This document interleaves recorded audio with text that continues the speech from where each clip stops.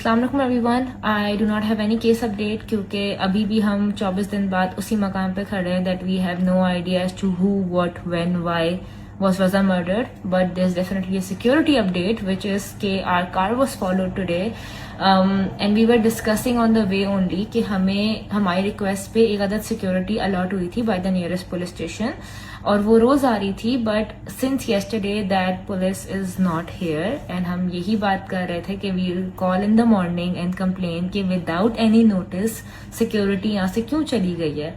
And right when we were in our street nearby we notice कि अच्छा वो एक गाड़ी है जो आ रही है जब से पीछे और वो हमारी स्ट्रीट में भी है.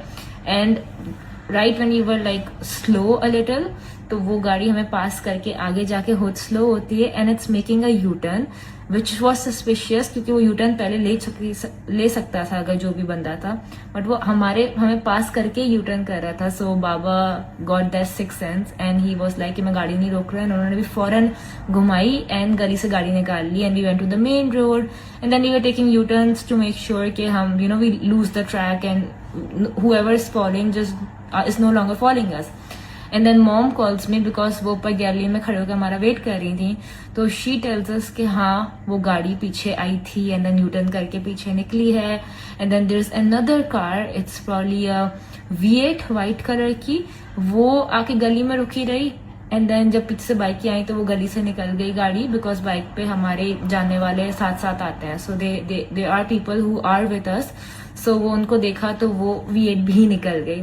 सो these two cars, a white V8 and then a white Exio.